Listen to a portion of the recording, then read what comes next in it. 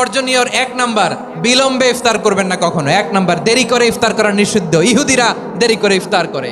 লা ইয়াজালুন নাসু আলা খাইরিন মা আজ্জালুল ফিতরা। বিশ্বনবী বলেছেন, এই উম্মত যতদিন আগে আগে ইফতার করবে, এই উম্মতের কপাল থেকে কল্যাণ কেউ ছিনিয়ে নিতে পারবে না। চিল্লায় বলেন ঠিক কিনা? আজানের জন্য বসে থাকবেন না, সময় দেখবেন। স্থানীয় সময় যখন সূর্যাস্ত হওয়া মাত্রই বিসমিল্লাহ, খেজুর খেয়ে ফেলবো। পারবেন তো নাকি দেরি করবেন? 2 নাম্বার, রমাদানের পবিত্রতা বজায় রাখবো। কোনো তর্ক বিতর্ক অশ্লীলতায় আমরা জড়াবো না, ঝগড়া করবো না, সরাসরিও না, ফেসবুকেও না। করবেন কেউ গালি দিলে বলবেন ইন্নিমরুন সায়েম, আমি রোজাদার। আল্লাহর হাবিব শিখিয়েছেন, কেউ যদি তোমার গালি দেয়, কটু কথা বলে, অশ্লীল কথা বলে, রমজানে তুমিও বলতে পারবে না। তুমি বলতে পারবা ইন্নিমরুন সায়েম, আমি রোজাদার। আজকে থেকে নিয়ত করেন, রমজানে কেউ গালি দিলে আপনি একটা গালি দিবেন নাকি? কি বলবেন? রোজাদার, রমজানের পবিত্রতা আমি ভঙ্গ করতে পারবো না। অশ্লীল নাটক সিনেমা আমরা দেখবো না। যে রমজানে মিথ্যা কথা, মিথ্যা কাজ, মিথ্যা সাক্ষী ছাড়তে পারে নাই, তার না খেয়ে থাকা, উপবাস থাকা দিয়ে আল্লাহর কিছু যায় আসে না। এজন্য মিথ্যার সাথে আমাদের কোনো সম্পর্ক আছে? মিথ্যা বলবো না। 4 নাম্বার, অপচয় করব না। ইন্নাল মুবাযযিরিনা কানু ইখওয়ানা শায়াতিন ওয়া কানা শাইতানু লিরাব্বিহি কাফুরা। অপচয়কারী শয়তানের ভাই।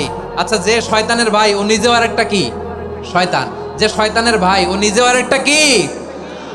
অপচয় করবো না। ইফতারি করতে যে আমরা অনেকে অপচয় করি, এগুলো করবেন আপনারা না। অপচয় করবো না। 5 নাম্বারে, রিয়া, লোক দেখানো ইবাদত আমরা করবো না। লোক দেখানোর জন্য নামাজ, রোজা, জিকির, তেলাওয়াত, দান, সদকা এগুলো করলে আল্লাহর দরবারে এগুলো কবুল হবে। বিশ্বনবী বলেন, দাজ্জালের ফিতনার চেয়ে একটা বড় ফিতনার ভয় আমি করি, সেটা কি? আর রিয়া, শো অফ মেন্টালিটি, লোক দেখানো মানসিকতা। এটা থেকে আমরা বিরত থাকবো ইনশাআল্লাহ। 6 নাম্বার, অনেক গুরুত্বপূর্ণ। ব্যবসায়ী ভাইয়েরা, ব্যবসা করেন কারা কারা? হাত তুলে দেখান তো আমারে।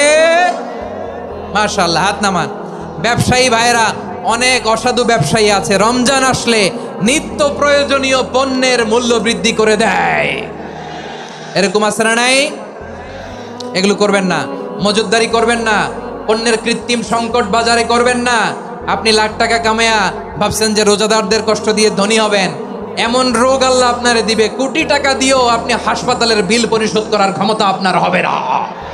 7 নাম্বারে, সর্বশেষ কথা, অধীনস্থ যারা আছে তাদের কাজের চাপ আপনারা কমিয়ে দিবেন। কাজের লোক, ফ্যাক্টরির ওয়ার্কার, স্টাফ, তাদের প্রতি যদি রহম করেন, আপনার উপর রহম করবে কে?